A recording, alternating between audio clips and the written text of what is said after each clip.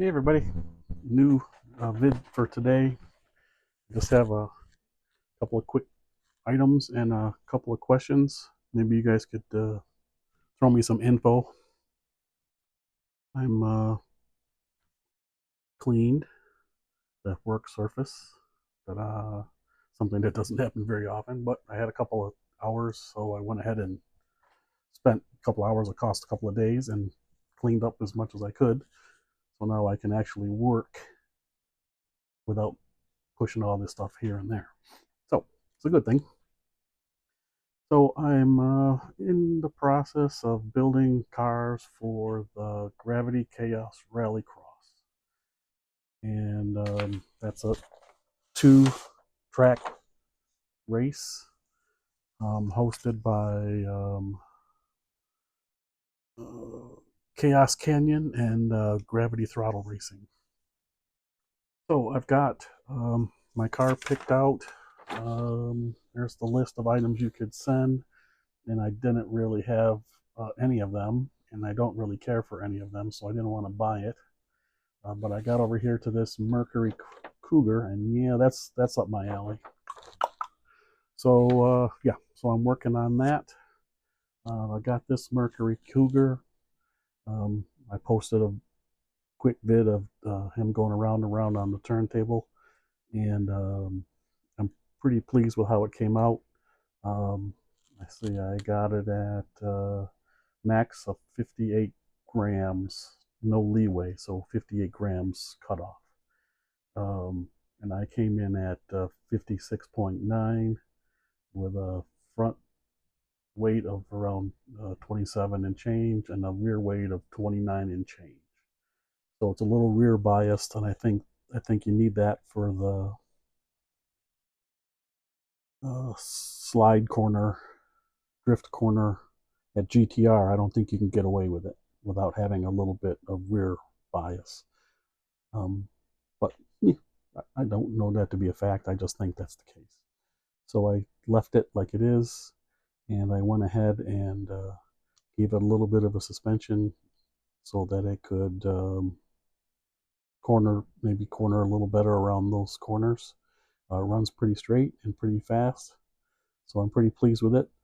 But I'm working on this second one, and this is where my question comes in. So I got a really pretty nice little car. It's done pretty well, and I'm working on changing out the wheels. I've got new wheels. These are new wheels and axles, and they spin pretty well. But let's get to the question part here. Quit dawdling around.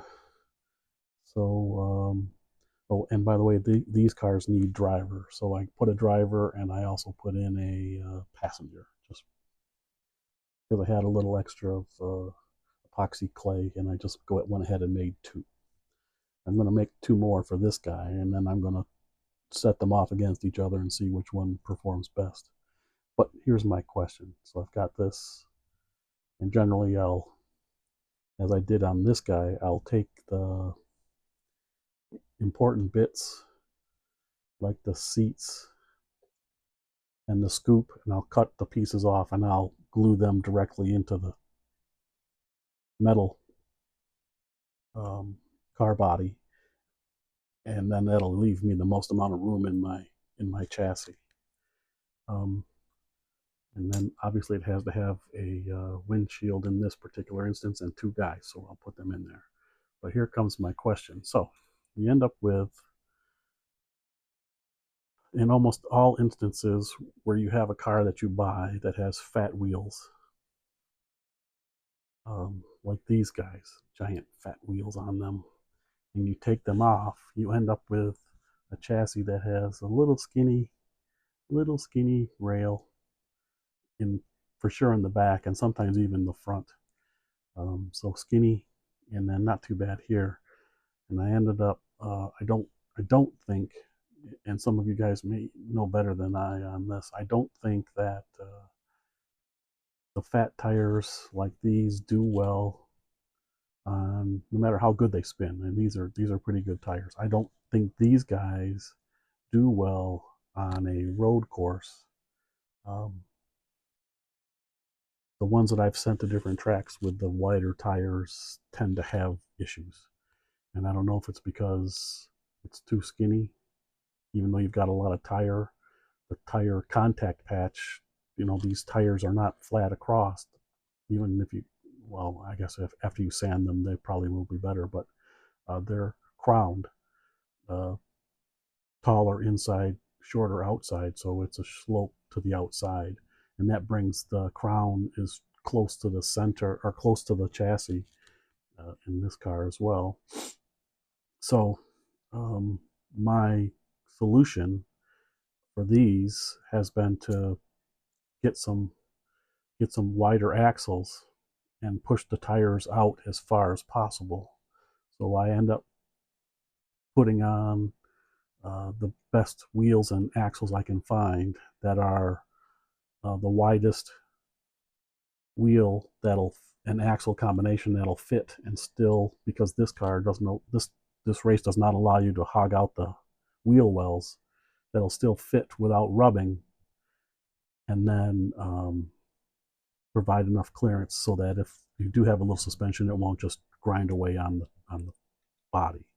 So these wheels do that, and these axles are good. I'm pleased with them, and haven't done any work on them, but they work pretty well. So I'm pretty pleased with that. But again, to my question is the overlap here is some ginormous amount. Let's just see if I can measure it real quick.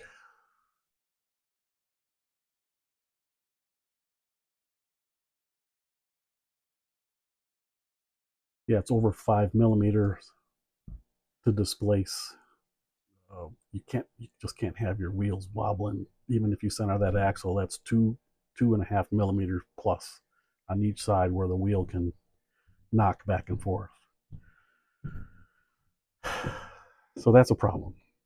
So in the past, what I've done and what I think is the right approach is I've used some styrene sheet, and I built some spacers, if you will, that allow the wheel the to widen the chassis at the wheel location, and allow the wheel, give the wheel a different surface to rub on, and then allow it to only move this moves just a few fractions of a millimeter, so that's pretty reasonable. These both of these car sets in the front and the rear are the same diameter, and the same thickness was used because this chassis is had the same uh, thickness at the front and back where the wheel wells fit. So this one doesn't. This one obviously has a little something else going on. It actually ended up. This one has and I don't recall what the. I think it was a no name. It's just a no name car. Didn't have any name on it. Didn't have any thing on the chassis. Just a few numbers and some miscellaneous stuff I didn't recognize. So when I smoothed that all down, I ended up with a chassis that is thin at the back, but it has a couple of ears that support the axle out a little further, so that it already had a kind of a built-in buffer, and that actually is pretty close to being enough. I may put a little spacer there, but I'm definitely going to need to put a spacer here on these. Just that 5 millimeters is too much. So what I have is some styrene sheet. Let's see what its thickness is about 2.06 millimeters thickness. So it works out perfectly, because I'm looking to take up approximately 5 millimeters. Well, to be honest with you, I don't want to take it all. I still want to have some play there. So 2 and 2 gives me the right amount. So all of that talking for this question is: do you worry or repair or modify your chassis to take up that slack, or do you just get a different set of wheels? You know, uh, I, got a rather large supply of wheels and axles that can be used in certain instances. But when you're working off a no-name brand, finding a set of wheels that fit and then still give you the right clearance, can sometimes be problematic. And these won't fit at all on the back, but fit on the front. And these are giant fat craziness, and which I was trying to get away from. So I don't want to use these kind of things. So, anyways, it's just a matter of trial and error, finding a set of wheels and axles that go, and these are pretty reasonable as far as fitment goes. But the backs would be an issue. So again, how do you handle the fitment of those wheels and axles in the chassis to give you the proper clearance when you mount your body, especially you don't have the same issues when you get to widen this, make this hole bigger. You can keep those tires and you can keep those shorter axles and tuck that in. But when part of the rules say, no man, you can't go in there and fool with that, you're really limited to the size. So you really got to search around to try to find something else.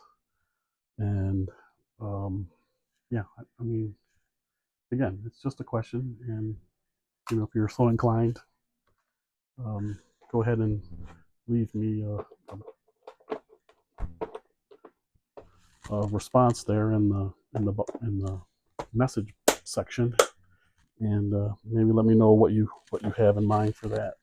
If you do anything interesting or unusual, I'm always looking for suggestions how to make that happen. And I guess that's all of it for today. So yeah, so if you got any thought, what to do with the chassis when it is too narrow to manage, do you do something like this? In the past, when I was building these, I would paint that the same color as the chassis. Generally, I redo the chassis to black. I don't particularly care for a chrome chassis, but I didn't have time on this one. So anyways, good thoughts for today, and hope everybody's having a great day. Have a great holiday this next coming up couple of days, and into the new year, and hope to see you on the other side at a race. Thanks.